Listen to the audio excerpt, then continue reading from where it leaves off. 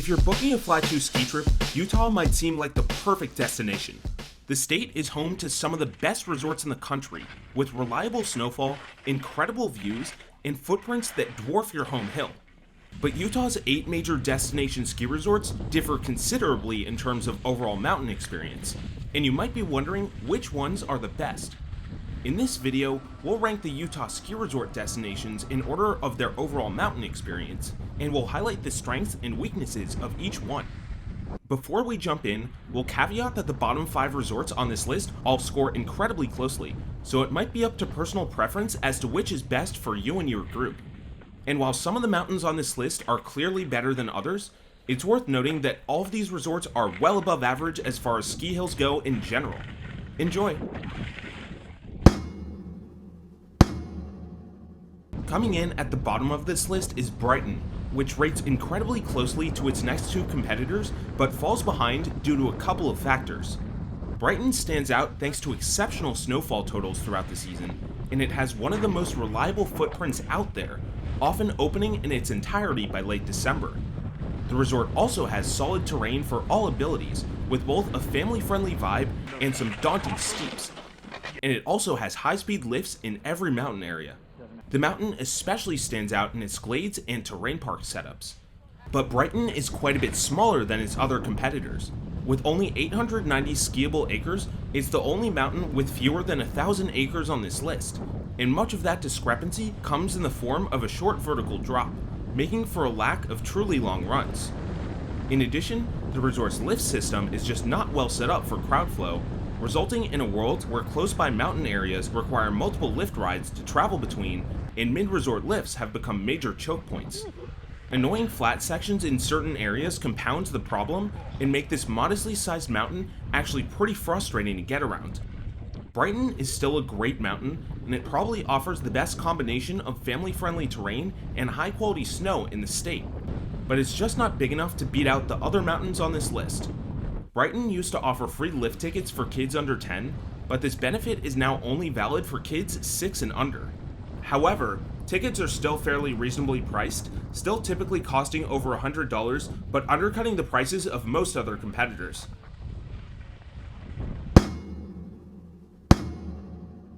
Coming in next on our list is Brighton's neighbor Solitude, which is located just a bit further down Big Cottonwood Canyon.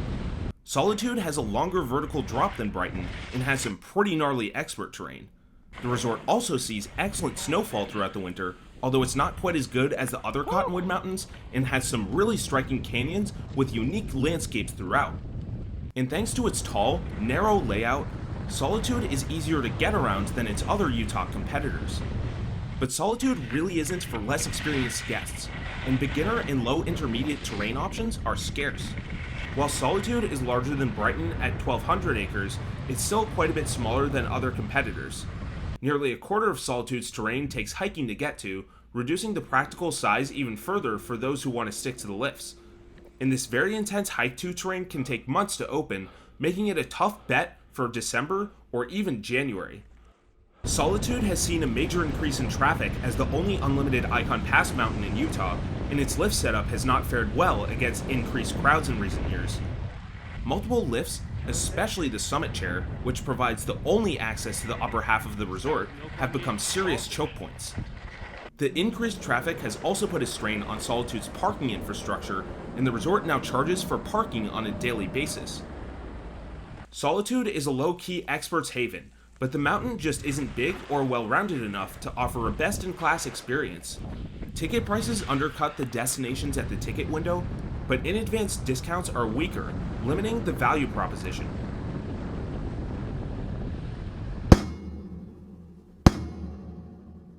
Powder Mountain is one of the most unconventional mountains we've ever tried. Its upside-down layout, massive footprint, and extremely limited ticket sales make for an unforgettable experience, let alone one where guests will never wait in lines. Powder doesn't receive the same snowfall totals as Cottonwood's competitors, but its very low visitation means that fresh snow takes days or even weeks if conditions allow to get tracked out. And while it might be big, Powder Mountain is a surprisingly family-friendly mountain with plenty of enjoyable beginner and intermediate terrain to go around, including some truly excellent glade areas. But Powder Mountain is not a plush resort destination by any stretch of the imagination, and it might feel a bit too bare bones for some vacation goers. First off, with the exception of one high-speed quad near the main base, every lift at the resort is slow, making for some fairly sluggish rides. There are no facilities outside the bases, meaning that from the furthest resort areas, it can take up to 20 minutes to reach the nearest lodge or bathroom. And while Powder claims to have the largest skiable footprint in North America at over 8,400 acres, only 5,200 of that is accessible in bounds without a private tour guide, and only 2,900 of that is lift served, meaning guests will either have to hike or pay extra for a snowcat ride to access even the terrain that comes with a lift ticket. In addition, Powder Mountain's location diminishes some of the benefits from its lower traffic. At just 6,100 feet, Powder Mountain's bottom elevation is the lowest on this list, and this both results in more freeze-thaw cycles than competitors and a diminished half-life of the untouched snow Powder is known for. Snowmaking is non-existent, meaning that the resort lacks any resiliency measures to combat unfavorable weather patterns. The resort is somewhat of a risky bet in the spring, and even as early as late March, key terrain can start to close. Powder Mountain is unbeatable for its lack of crowds and sizable footprint, but there are just too many misses for the resort to beat out the better-known destinations on this list. Tickets are still somewhat pricey, but like at Brighton and Solitude, they do undercut the better resorts on this list.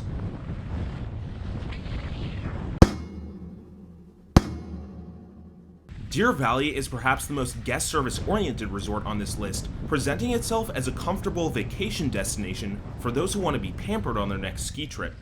While this is a skiers only resort, snowboarding is not allowed, it does hospitality really well, offering complimentary overnight ski storage and having staff on site to give directions and help you carry your skis from your car. There are also plenty of mid-mountain lodges with high quality, albeit expensive, dining options. On-mountain maintenance is superb, and guests will find fresh groomers ready for carve-up every single morning. And while it's nowhere near as strict as Powder Mountain's, Deer Valley does have a crowd mitigating cap on ticket sales. But while Deer Valley might be ranked the #1 mountain in some magazine surveys, it certainly isn't on this list. The resort's terrain really isn't all that special, with very little in the way of bowl or expert terrain that other Rockies mountains do so well. And while other destination mountains offer beautiful, isolated slopes, Deer Valley feels built up and commercialized, with condo complexes located across large portions of the footprint, including in some upper mountain areas. And Deer Valley's snow isn't even that special. The resort does see strong snow totals throughout the winter, but they're nowhere near the accumulation numbers of the Cottonwoods Mountains.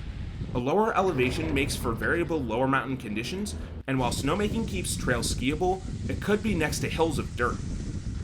And finally, Deer Valley has a very weird logistical setup, making it pretty annoying to get between mountain zones and resulting in choke points that diminish some of the effects of its ticket cap. The Deer Valley experience wouldn't be so absurd if it weren't for the ridiculous price tag. One-day lift tickets cost over $200, even with in-advance purchases, and with a smaller, less unique, and more commercialized experience than other top-of-the-line competitors, it's one of the worst value resorts we've ever been to with a lift ticket. If you plan to stop by at Deer Valley, make sure you do so with an Icon Pass and take your lift ticket money elsewhere.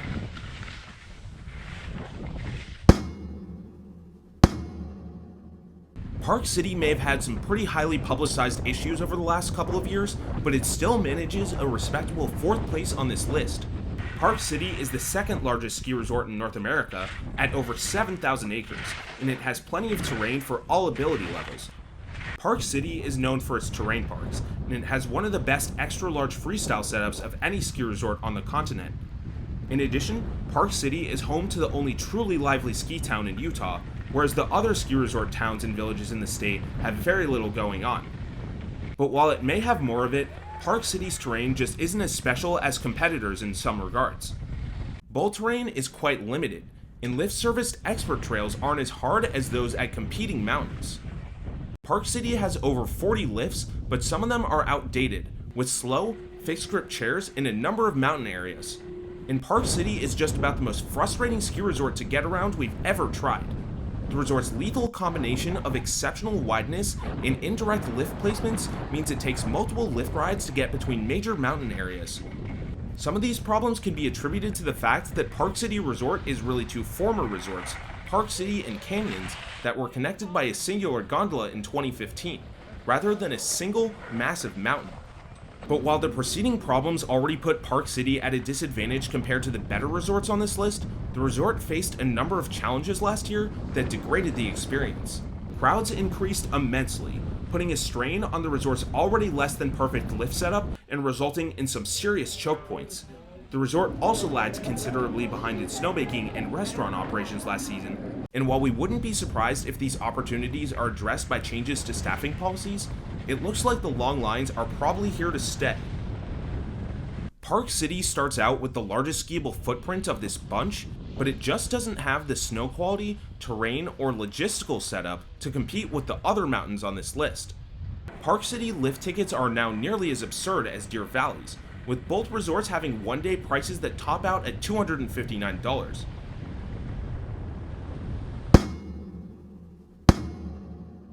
Snowbasin isn't quite as well known as some of the other mountains on this list, but several facets make it a really competitive package. The resort especially stands out with the nicest facilities of any resort we've ever been to, with ultra-luxury lodges both at the base and on mountain that afford amazing views and make you feel like royalty. Snowbasin also features a striking, peak-lined footprint, plenty of advanced and expert terrain, and what might be the best groomed bull terrain in Utah in its Strawberry Zone. The resort isn't quite as crowded as some competitors, and recent lift improvements have made it easier to lap key mountain areas. But like the other non-Cottonwoods Utah resorts, Snowbasin is at a lower elevation than most of the major Rockies competition and doesn't get quite as much snow as the best mountains in the state. In addition, while Snowbasin's intermediate and advanced terrain is very impressive, its beginner footprint is notably limited, with basically nothing outside a handful of lower mountain areas. A big Snowbasin downside, at least for the next couple years, is that the resort lacks on-site lodging entirely, making it difficult to plan a true destination vacation around. Snowbasin is arguably the oddball of the Utah ski resort scene. It's way better than all the mountains ranked below it, but it's not as good as the final two mountains on this list. Lift tickets are on the pricier side, but they're nowhere near as outrageous as Park City and Deer Valley's, and depending on who you are, they very well might be worth it.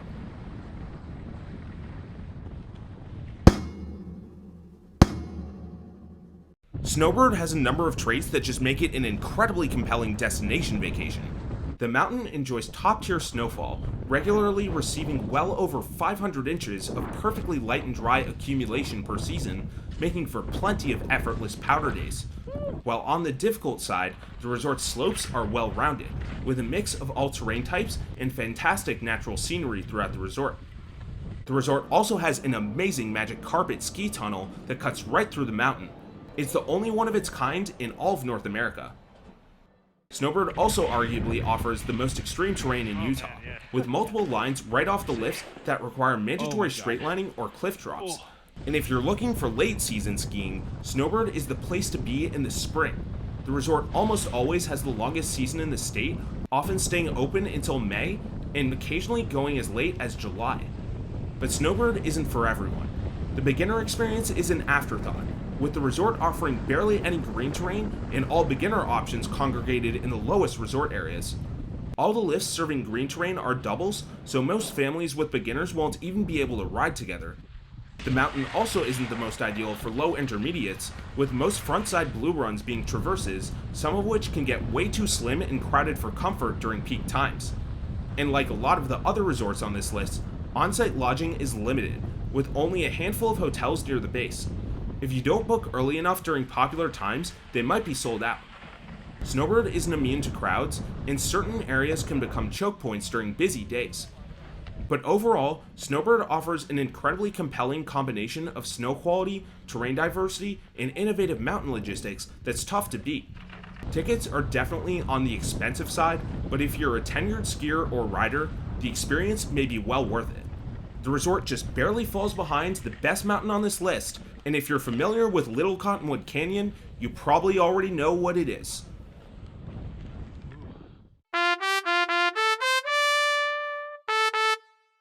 That's right, Alta is our highest ranked ski resort in Utah.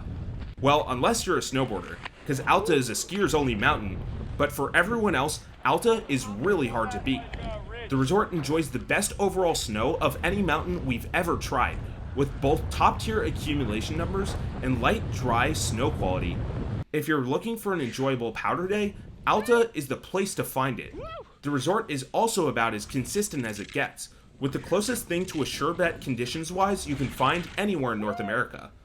And while it's certainly not the easiest mountain out there, the resort's beginner offerings are much more reasonable than some competitors, and the resort's intermediate to expert terrain offerings are incredibly well-rounded.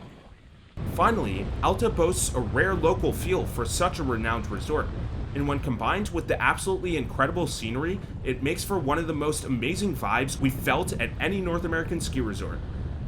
Besides its ban on snowboarders, Alta's biggest drawback is arguably its on-site lodging. The limited options that exist are incredibly expensive, with even most base rooms being outside the stretch of a typical budget. The cheapest lodging can be found in nearby Salt Lake City, but the access highway can get seriously backed up on weekends or holidays, and Alta now mandates paid parking reservations during these times. Ticket prices are very comparable to snowbirds, meaning they're not cheap. But when it comes to the overall mountain experience, Alta is tough to beat, and that's why it earns the top spot on this list. So there you go, that's our official ranking of the destination ski resorts in the state of Utah. Here's our full breakdown of the overall mountain scores for each resort, along with their valuations in each mountain score category. There's a clear schism between the top 2 resorts and the bottom 5, and ultimately, choosing between these tiers of mountains will depend on whether you most highly value the overall mountain experience, nightlife options after a day on the slopes, or bang for your buck with your lift ticket purchase. How'd we do? Would you change the order? We'd love to hear from you, so if you have any thoughts on this list, let us know with a comment below. If you found this information helpful, be sure to give this video a like and hit subscribe. Also, make sure to check out our Utah mountain review videos, several of which are on your screen right now. See you for the next one.